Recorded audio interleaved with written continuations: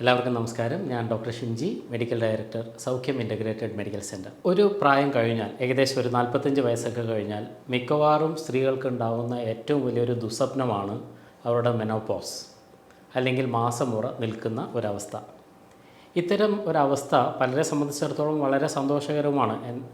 പലരും പറഞ്ഞു കേട്ടിട്ടുണ്ട് ഇതൊന്ന് നിന്ന് കിട്ടിയാൽ വളരെ സമാധാനമായിരുന്നു എന്നൊക്കെ. പക്ഷേ ആ നിൽക്കുന്ന സമയത്തുണ്ടാകുന്ന കുറേയേറെ പ്രശ്നങ്ങൾ ഇവർ അഭിമുഖീകരിക്കേണ്ടി വരാറുണ്ട്. അത്തരത്തിലുള്ള പ്രശ്നങ്ങൾ ഏറ്റവും പ്രധാനപ്പെട്ട ഒന്ന് ദേഹമാസകലമുള്ള ഒരു ചൂടാണ്. പലപ്പോഴും AC-യിൽ ആയാൽ പോലും, അല്ലെങ്കിൽ ഫാനിട്ട് കിടന്നാലോ തണുപ്പ് കാലത്തോ അങ്ങനെ ഒരു കാലാവസ്ഥ ഭേദമന്യം മുഴുവൻ സമയത്തും ശരീരത്തിൽ മുഴുവൻ ചൂടുണ്ടാവുക എന്നുള്ളൊരു പ്രശ്നം പലരും അഭിമുഖീകരിക്കാറുണ്ട്. അവർക്ക് ശരീരത്തിൽ ചൂടുണ്ടാവുന്നത് മാത്രമല്ല, അവർ മാനസികമായിട്ട് വളരെ സമ്മർദ്ദത്തിലായിരിക്കും. ചുറ്റുപാടുള്ള എല്ലാവരോടും ചൂടാവുക, അല്ലെങ്കിൽ അവരുടെ പ്രത്യേകിച്ച് കുട്ടികളൊക്കെയാണ് കംപ്ലൈൻറ്റ് പറയുക, അമ്മ ഇങ്ങനെയൊക്കെ ആയിരുന്നില്ല, അമ്മയുടെ സ്വഭാവമൊക്കെ മാറി. പല സ്ത്രീകളും പറയാറുണ്ട്, ഞാൻ ഇങ്ങനെയൊന്നും വിചാരിച്ചിട്ടൊന്നും അല്ല സംസാരിക്കുന്നത്, പക്ഷേ പലപ്പോഴും ഞാൻ പറയുന്ന കാര്യങ്ങൾ ബാക്കിയുള്ളവർക്ക് ഇപ്പോൾ വേദന ഉണ്ടാക്കുന്നുണ്ട്, ഞാൻ വിചാരിക്കാത്ത രീതിയിലാണ് ഞാൻ പ്രതികരിക്കാറുള്ളത്. ഇങ്ങനെ പല പ്രശ്നങ്ങളും ഇവരൊക്കെ പറയാറുണ്ട്. സാധാരണഗതിയിൽ ഇതൊക്കെ ഉണ്ടാകുന്നത് ഈസ്ട്രോജൻ എന്ന് പറയുന്ന ഒരു ഹോർമോണിൻ്റെ ഇംബാലൻസ് കൊണ്ടാണ്. സ്വാഭാവികമായിട്ടുണ്ടാകുന്ന ഒരു സംശയം, എല്ലാവർക്കും ഈ പ്രശ്നങ്ങളൊന്നും കാണിക്കാറില്ലല്ലോ, ചിലരുടെയൊക്കെ മെനോപോസ് വളരെ സ്മൂത്തായിട്ട് കടന്നു പോകുന്നുണ്ടല്ലോ എന്നൊക്കെയാണ്. കാരണം അത്തരം ആൾക്കാരിലൊക്കെ തന്നെ ഇവരുടെ ശരീരത്തിനകത്ത് ഓവറീസ് ഈസ്ട്രോജൻ ഉണ്ടാക്കുന്നില്ലെങ്കിൽ പോലും അവരുടെ ശരീരത്തിലെ അഡ്രീനൽ ഗ്ലാൻഡ്സൊക്കെ ഈസ്ട്രോജൻ ഉണ്ടാക്കാൻ വേണ്ടി തുടങ്ങും. പക്ഷേ അവർക്ക് അവിടെ ആവശ്യത്തിനുള്ള കൊളസ്ട്രോൾ ആവശ്യമുണ്ട്. കൊളസ്ട്രോളിൽ നിന്നാണ് ഇതിൻ്റെ സിന്തസിസ് നടക്കുക. അപ്പോൾ ശരീരത്തിനകത്ത് കൊളസ്ട്രോൾ വളരെ കുറഞ്ഞു നിൽക്കുന്ന ആൾക്കാരിലൊക്കെ ഈ മെനോപോസൽ സിംറ്റംസ് വളരെ അധികമായിരിക്കും. നോർമലി ഇത്തരത്തിലൊരു പ്രശ്നം വരുന്ന സമയത്ത് നമ്മൾ അവരോട് പറയുക ഫൈറ്റോ ഈസ്ട്രോജൻ അല്ലെങ്കിൽ ഈസ്ട്രോജൻ പോലെ ആക്ട് ചെയ്യുന്ന ചില കാര്യങ്ങൾ ധാരാളമായിട്ട് കൺസ്യൂം ചെയ്യാനാണ്. അങ്ങനെയുള്ളതിൽ വളരെ പ്രധാനപ്പെട്ട ഒരു കാര്യമാണ് ഫ്ലാക്സീഡ് അല്ലെങ്കിൽ ചണവിത്ത്. എല്ലാ ദിവസവും തന്നെ ഒരു 1.5 സ്പൂണോളം ചണവിത്ത് അവർ കഴിക്കുന്നത്, അത് പൊടിച്ചിട്ടോ അല്ലെങ്കിൽ വറുത്ത് പൊടിച്ചോ അവർ കഴിക്കുന്ന ഭക്ഷണത്തിൽ ചേർത്തോ അല്ലെങ്കിൽ വെറുതെ ചവച്ചരച്ചോ ഒക്കെ എങ്ങനെയായാലും കഴിക്കുന്നത് പലർക്കും ആശ്വാസം ഉണ്ടാകുന്നതായിട്ട് കണ്ടുവരുന്നുണ്ട്. പക്ഷേ ഇത്തരത്തിൽ ഇവരെ പോസിറ്റീവായിട്ട് സ്വാധീനിക്കുന്ന ഏറ്റവും നല്ല സപ്ലിമെൻ്റ് ഏതാണെന്ന് ചോദിച്ചു കഴിഞ്ഞാൽ അതിനൊറ്റ വാക്കിൽ പറയാൻ പറ്റുന്ന ഉത്തരം പ്യുരേരിയ മിരിഫിക്ക എന്ന് പറയുന്ന ഒരു കണ്ടൻ്റാണ്. അപ്പോൾ ഇത്തരത്തിലുള്ള കാര്യങ്ങളൊക്കെ ഒരു പ്രായം എത്തിക്കഴിഞ്ഞാൽ നമ്മൾ സ്വാഭാവികമായിട്ട് അഭിമുഖീകരിക്കേണ്ട പ്രശ്നങ്ങളാണ്, സ്ത്രീകൾ അഭിമുഖീകരിക്കേണ്ട പ്രശ്നങ്ങളാണ്. പക്ഷേ നിങ്ങൾ ഒരു കാര്യം ആലോചിക്കേണ്ടത്, ചില സമയത്ത് ഇത് ഇൻഡ്യൂസ്ഡ് മെനോപോസ് ആയിട്ട് വരാറുണ്ട്, അല്ലെങ്കിൽ പ്രായം എത്തുന്നതിന് മുമ്പ് തന്നെ മെനോപോസിലേക്ക് പലരും തള്ളിവിടേണ്ടതായിട്ട് വരാറുണ്ട്. ഉദാഹരണത്തിന് ഹിസ്റ്ററക്ടമി കഴിഞ്ഞ ആൾക്കാർ, അല്ലെങ്കിൽ അവരുടെ നമ്മൾ പറയും ഗർഭപാത്രം നീക്കുക, അങ്ങനെയുള്ള കാര്യങ്ങളൊക്കെ നീക്കം ചെയ്ത്, പലപ്പോഴും ഹിസ്റ്ററക്ടമി ചെയ്യുന്നത് നമുക്കറിയുന്ന പോലെ തന്നെ ഈ പറയുന്ന ചില മുഴകളൊക്കെ ഗർഭാശയത്തിൽ ഉണ്ടാകുന്നത് കൊണ്ടാണ്. ഈ മുഴകൾ ചിലത് ബിനൈനായിരിക്കാം, പ്രശ്നങ്ങളില്ലാത്ത ആൾക്കാരായിരിക്കാം, ചിലത് പ്രശ്നക്കാരായി മാറാനുള്ള സാധ്യതയുള്ളവ ആയിരിക്കാം. അത് നിങ്ങളുടെ ഗൈനക്കോളജിസ്റ്റാണ് അത് തീരുമാനിക്കുക. അവരുടെ തീരുമാനപ്രകാരമാണ് ഇത് മുഴ നീക്കം ചെയ്യണോ അല്ലെങ്കിൽ ഇത് മുഴുവനായിട്ട് ഗർഭപാത്രം മുഴുവനായിട്ട് നീക്കം ചെയ്യണോ എന്നൊക്കെ തീരുമാനം എടുക്കുക. പക്ഷേ ഇത്തരത്തിൽ ഒരു സർജറി കഴിഞ്ഞാൽ പലപ്പോഴും അവർക്ക് മാസമുറ നിൽക്കുന്നതോടുകൂടി ഈ മെനോപോസൽ സിംറ്റംസ്, മാസമുറ നിൽക്കുന്നതോടുകൂടി ഉണ്ടാകേണ്ടുന്ന പല പ്രശ്നങ്ങളും പെട്ടെന്ന് തന്നെ അവരിലേക്ക് കടന്നു വരികയും അതവർക്ക് ദൂരവ്യാപകമല്ലാത്ത രീതിയിലുള്ള പ്രത്യാഘാതം ഉണ്ടാക്കുകയും ചെയ്യും. അവരുടെ ശാരീരികവും മാനസികവുമായിട്ടുള്ള ഒരുപാട് പ്രശ്നങ്ങൾക്ക് ഇത് കാരണമായേക്കാം. അത്തരത്തിലുള്ള പ്രശ്നങ്ങളെ എങ്ങനെ മറികടക്കാം എന്നാണ് ഇന്ന് നമ്മൾ സംസാരിക്കുന്നത്. അതിൽ ഏറ്റവും പ്രധാനം എന്ന് പറയുന്നത്, നിങ്ങൾ പലപ്പോഴും കണ്ടിട്ടുണ്ടാവും, ഹിസ്റ്ററക്ടമി കഴിഞ്ഞ അല്ലെങ്കിൽ മാസമുറ കഴിഞ്ഞ സ്ത്രീകൾക്ക് പ്രധാനമായിട്ട് കണ്ടുവരുന്ന ഒരു പ്രശ്നമാണ് അവരുടെ ജോയിൻറ്റ് പെയിൻ, അല്ലെങ്കിൽ അവരുടെ സന്ധികളുടെ ആരോഗ്യം കുറഞ്ഞു വരിക എന്നുള്ളത്. എന്തുകൊണ്ടാണ് ഇത്തരത്തിലുള്ള ഒരു കാര്യം സംഭവിക്കുന്നതെന്ന് ചോദിച്ചു കഴിഞ്ഞാൽ, സ്ത്രീകളുടെ ശരീരത്തിനകത്ത്, പ്രത്യേകിച്ച് അവരുടെ കെട്ടിനകത്ത് കാൽഷ്യത്തിൻ്റെ അബ്സോർപ്ഷൻ നടക്കണമെന്നുണ്ടെങ്കിൽ ഈസ്ട്രോജൻ വേണം. അപ്പോൾ സ്വാഭാവികമായിട്ടും ഈസ്ട്രോജൻ കുറയുന്ന സമയത്ത് അവരുടെ ശരീരത്തിൽ കാൽഷ്യം കുറയുകയും കാൽഷ്യം കുറയുന്നത് വഴി സന്ധികളുടെ ആരോഗ്യത്തെ ഇത് ബാധിക്കുകയും ചെയ്യും. അപ്പോൾ നിർബന്ധമായിട്ടും അവർക്ക് കാൽഷ്യം സപ്ലിമെൻ്റ് എടുക്കാവുന്നതാണ്. അങ്ങനെയാണെങ്കിൽ കാൽഷ്യം മാത്രം എടുത്തുകൊണ്ട് കാര്യമുണ്ടോ എന്ന് ചോദിച്ചാൽ പോരാ. കാൽഷ്യം മാത്രം പോരാ, കാൽഷ്യം അടക്കം 5 പ്രധാനപ്പെട്ട വൈറ്റമിനുകളാണ് അവർ എടുക്കേണ്ടത്. കാൽഷ്യത്തിൻ്റെ കൂടെ നിർബന്ധമായിട്ട് എടുക്കേണ്ട ഒരു കാര്യമാണ് മഗ്നീഷ്യം. മഗ്നീഷ്യത്തിൻ്റെ അബ്സോർപ്ഷനെ എപ്പോഴും കാൽഷ്യത്തിൻ്റെ അബ്സോർപ്ഷനെ മഗ്നീഷ്യവും സ്വാധീനിച്ചുകൊണ്ടിരിക്കും. അതുകൊണ്ടാണ് കാൽഷ്യം മഗ്നീഷ്യം എന്നുള്ള ഒരു ഫോർമുലയായിട്ട് പലപ്പോഴും നമ്മൾ ഈ സാധനങ്ങളൊക്കെ കൊടുത്തുകൊണ്ടിരിക്കുന്നത്. അപ്പോൾ കാൽഷ്യം കുറയുമ്പോൾ സ്വാഭാവികമായിട്ട് മഗ്നീഷ്യം കുറയാം. മഗ്നീഷ്യം കുറഞ്ഞതുകൊണ്ട് ഉണ്ടാകുന്ന മലബന്ധം പോലെയുള്ള പ്രശ്നങ്ങൾ, അല്ലെങ്കിൽ മസിൽ ട്വിച്ചിങ്, മസിൽ കയറുക പോലെയുള്ള പ്രശ്നങ്ങൾ, ഉറക്കക്കുറവ് പോലെയുള്ള പ്രശ്നങ്ങളൊക്കെ ഇവരെ ബാധിച്ചേക്കാവുന്നതുമാണ്. ഇതിൻ്റെ കൂടെ നിർബന്ധമായിട്ടും വൈറ്റമിൻ ഡിയും അത്യാവശ്യമാണ്. വൈറ്റമിൻ ഡി, കാൽഷ്യം, മഗ്നീഷ്യം ഇതൊരു ട്രയോ ആണ്, അല്ലെങ്കിൽ ഒരു മുക്കൂട്ട് മുന്നണിയാണ്. ഈ 3 പേരും കൃത്യമായി കൊടുത്താൽ മാത്രമേ സ്ത്രീകൾക്ക് മെനോപോസിനോടനുബന്ധിച്ച് അല്ലെങ്കിൽ ഹിസ്റ്ററക്ടമിയോട് അനുബന്ധിച്ചുള്ള പ്രശ്നങ്ങളെ മറികടക്കാൻ വേണ്ടി കഴിയും. ഇനി ഇത്ര മാത്രം മതിയോ എന്ന് ചോദിച്ചാൽ പോരാ. വളരെ പ്രധാനമായിട്ട് വേണ്ടുന്ന മറ്റൊരു കാര്യമാണ് വൈറ്റമിൻ K2. അപ്പോൾ ഈ വൈറ്റമിൻ K2 ഉണ്ടെങ്കിൽ മാത്രമേ അവരുടെ രക്തത്തിനകത്തു നിന്നുള്ള കാൽഷ്യത്തിനെ എടുത്ത് അത് ബോൺസിലേക്ക് നിക്ഷേപിക്കാൻ വേണ്ടി കഴിയുള്ളൂ. അങ്ങനെ മാത്രമേ അവർക്ക് ബോണിൻ്റെ എല്ലുകളുടെ ആരോഗ്യം വർദ്ധിപ്പിക്കാൻ വേണ്ടി കഴിയൂ. അപ്പോൾ കാൽഷ്യം, മഗ്നീഷ്യം, വൈറ്റമിൻ ഡി എന്നതിൻ്റെ കൂടെ തന്നെ അത്രയും പ്രാധാന്യം അറിയിക്കുന്ന മറ്റൊരു കാര്യമാണ് വൈറ്റമിൻ K2 എന്ന് നമ്മൾ പറയുന്നത്. ഇത് മാത്രമല്ല, 5ാമതായിട്ട് വളരെ പ്രാധാന്യമുള്ള മറ്റൊരു ട്രേസ് മിനറൽ കൂടിയുണ്ട്. അതിനെയാണ് ബോറോൺ എന്ന് വിളിക്കുന്നത്. ബോറോൺ എന്ന് പറയുന്നത് വളരെ ചെറിയ അളവിൽ മാത്രം നമ്മുടെ ശരീരത്തിൽ ആവശ്യമുള്ളതാണ്. പക്ഷേ ഇത് നമ്മളെ കറികളിൽ ഉപ്പ് ഇല്ലെങ്കിൽ കറിയുടെ ടേസ്റ്റേ ഇല്ലാതാവും എന്ന് പറഞ്ഞതുപോലെ ഈ 4 കാര്യങ്ങളുണ്ടെങ്കിലും ബോറോണിൻ്റെ അളവ് ശരീരത്തിൽ ഇല്ലെങ്കിൽ തീർച്ചയായിട്ടും അതും വളരെയധികം എല്ലുകളുടെ സന്ധികളുടെ ആരോഗ്യത്തെ ബാധിക്കുകയും ചെയ്യും. ബോറോൺ ഒരു ദിവസം നമുക്ക് വേണ്ടത് 1.5 മില്ലിഗ്രാം മാത്രമാണ്. 1.5 മില്ലിഗ്രാം അത് ഒരു പക്ഷേ വളരെ അധികമായിട്ട് നമ്മൾ കഴിച്ചു കഴിഞ്ഞാൽ 10 മില്ലിഗ്രാമിൻ്റെ അധികമൊക്കെ ഒരു ദിവസം കഴിച്ചു കഴിഞ്ഞാൽ അത് ടോക്സിക്കുമാണ്. അത് ചീത്ത പരിണിത ഫലങ്ങൾ ശരീരത്തിൽ ഉണ്ടാക്കുകയും ചെയ്യും.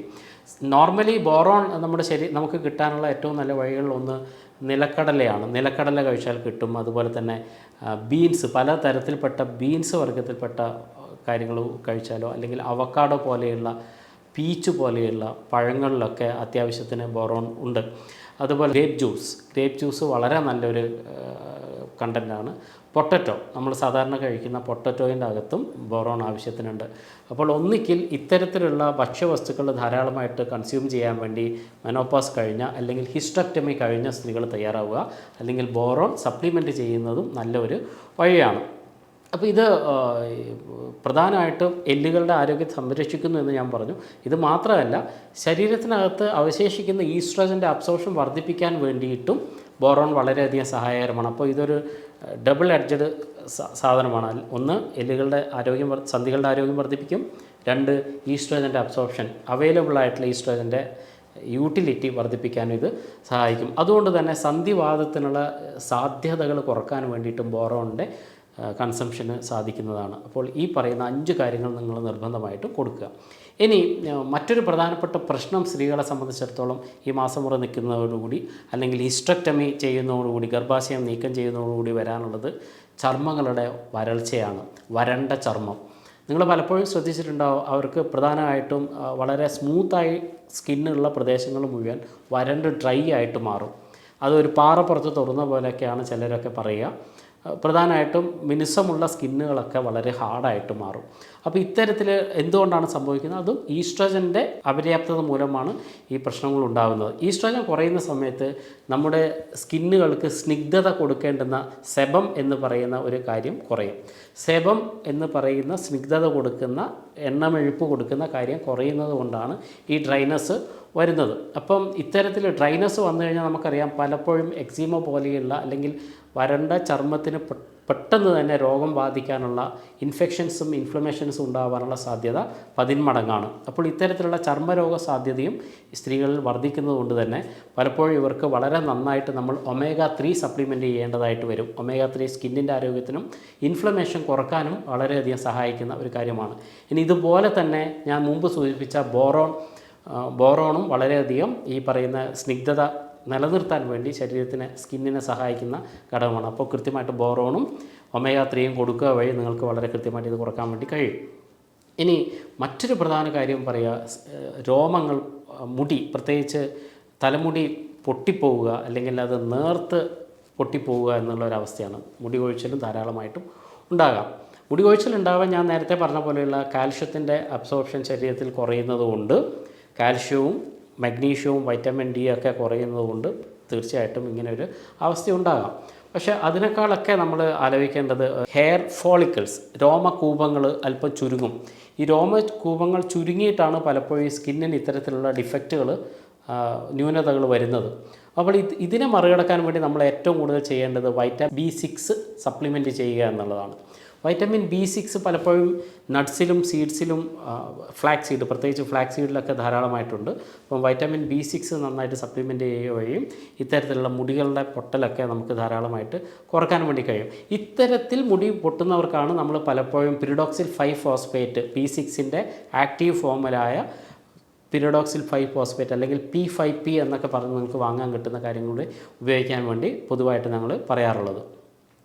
ഇനി മറ്റൊരു പ്രധാന കാര്യം, ഈസ്ട്രജൻ മാത്രമല്ല ഇവിടെ മാറ്റത്തിന് വിധേയമാകുന്നത്, മറിച്ച് പ്രൊജസ്ട്രോൺ എന്ന് പറയുന്ന ഹോർമോണിൻ്റെയും മാറ്റം ഇവിടെ ഉണ്ടാകും. പക്ഷേ ഈസ്ട്രജൻ കുറയുന്ന അത്ര വലിയ അനുപാതത്തിൽ പ്രൊജസ്ട്രോൺ കുറയാറില്ല എന്ന് മാത്രം. പ്രൊജസ്ട്രോൺ നമ്മൾ മനസ്സിലാക്കിയെടുത്തോളം അതൊരു പ്രത്യുൽപാദന ഹോർമോണാണ്. പക്ഷേ ഇത് പ്രത്യുൽപാദനത്തിന് മാത്രമല്ല, നമ്മുടെ തലച്ചോറിൻ്റെ പ്രവർത്തനങ്ങൾക്കും ഏറ്റവും കൂടുതൽ സ്വാധീനിക്കുന്ന ഒരു ഘടകം കൂടിയാണ് ഈ പ്രൊജസ്ട്രോൺ എന്ന് പറയുന്നത്. അതുകൊണ്ട് പ്രൊജസ്ട്രോൺ കുറയുന്ന സമയത്ത് അതുകൊണ്ടാണ് പലപ്പോഴും ഹിസ്റ്റക്ടമി കഴിഞ്ഞ സ്ത്രീകൾക്കൊക്കെ അതികഠിനമായിട്ടുള്ള നിരാശയും ഡിപ്രഷനൊക്കെ ഉണ്ടാകുന്നത്. അപ്പോൾ ഡിപ്രഷനും ഉറക്കമില്ലായ്മ പോലെയുള്ള മാനസിക അസ്വസ്ഥതകളൊക്കെ പലരും പ്രകടിപ്പിക്കുന്നത് ഈ പ്രൊജസ്ട്രോൺ കുറയുന്നത് കൊണ്ട് നമ്മുടെ നെർവിൻ്റെ നാഡീവ്യവസ്ഥയിലെ ന്യൂറോണിനെ ഉത്തേജനം കുറയ്ക്കുന്ന ഗാബ എന്ന് പറയുന്ന കാര്യങ്ങളൊക്കെ അവിടെ കുറയും. അപ്പോൾ ഗാബയുടെ ഒക്കെ കുറവ് ഉണ്ടാകുന്നതും പ്രൊജസ്ട്രോൺ കുറയുന്നതുകൊണ്ടാണ്. അപ്പോൾ ഇത്തരത്തിലുള്ള കാര്യങ്ങൾക്കും നമ്മൾ വീണ്ടും കൊടുക്കേണ്ടത് P5P തന്നെയാണ്. പിരിഡോക്സിൽ 5-ഫോസ്ഫേറ്റ് എന്ന ഫോമിൽ തന്നെയാണ് കൊടുക്കേണ്ടത്.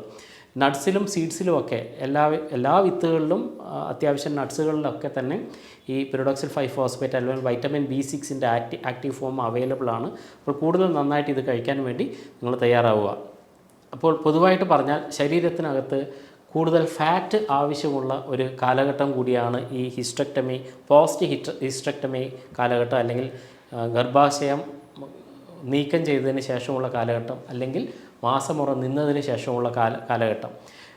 അതുകൊണ്ട് തന്നെ ധാരാളമായിട്ട് ഈ നാളികേരം അടങ്ങിയ കാര്യങ്ങളൊക്കെ കൊടുക്കുക, അല്ലെങ്കിൽ ഫൈറ്റോ ഈസ്ട്രജൻ അടങ്ങിയ, ഞാൻ നേരത്തെ പറഞ്ഞ പ്യുരേരിയ മിരിഫിക്ക എന്ന് പറയുന്ന കണ്ടൻറ്റ് കൊടുക്കുക, അല്ലെങ്കിൽ ഫ്ലാക്സ് സീഡ് ധാരാളമായിട്ട് കൊടുക്കുക. അപ്പോൾ ഇങ്ങനെയുള്ള കാര്യങ്ങളൊക്കെ കൊടുക്കുന്നതിൻ്റെ കൂട്ടത്തിൽ നമ്മൾ നാട്ടും പ്രദേശത്തെ ഏറ്റവും കൂടുതൽ കാണുന്ന ഒരു സാധനമാണ് ചേന. ചേനയിലും ധാരാളമായിട്ട് ഡൈസോജനിൻ എന്ന് പറയുന്ന ഒരു കണ്ടൻ്റ് ഉണ്ട്. ഡൈസോജനിൻ ശരിക്കും യഥാർത്ഥത്തിൽ പറഞ്ഞാൽ അത് ഫൈറ്റോ സ്റ്റിറോയിഡൽ കാര്യമാണ്, അല്ലെങ്കിൽ ഒരു സ്റ്റിറോയിഡിൻ്റെ കണ്ടൻറ്റ് പോലും ഉള്ള ഒരു കാര്യമാണ് ഇത്. അതുകൊണ്ട് തന്നെ പലപ്പോഴും മെനോപോസുമായിട്ട് ബന്ധപ്പെട്ടിട്ടുള്ള ഇൻഫ്ലമേഷൻ സാധ്യതകൾ കുറക്കാനോ, അല്ലെങ്കിൽ ഫംഗലിൻ്റെ നിയന്ത്രണത്തിൽ, ഫംഗൽ രോഗമൊക്കെ ഞാൻ നേരത്തെ പറഞ്ഞു, സ്കിന്ന് ഡ്രൈ ആവുന്നതോടുകൂടിയിട്ട് തന്നെ ചർമ്മരോഗങ്ങൾ വരാനുള്ള സാധ്യതകളും ഫംഗസിൻ്റെ അറ്റാക്ക് കൂടാനൊക്കെയുള്ള സാധ്യതകളുണ്ട്. അപ്പോൾ ഈ പൂപ്പലിൻ്റെ അളവ് കുറക്കാനൊക്കെ, അല്ലെങ്കിൽ പലതരത്തിൽ വരുന്ന ട്യൂമറിനെ നിയന്ത്രിക്കാനൊക്കെയും, അതുപോലെ ആർത്രൈറ്റിസ്, വാദസംബന്ധമായ രോഗങ്ങൾ നിയന്ത്രിക്കാനൊക്കെ ഈ ഡൈസോജനിൻ എന്ന് പറയുന്ന കണ്ടൻറ്റ് വളരെയധികം ഗുണം ചെയ്യും.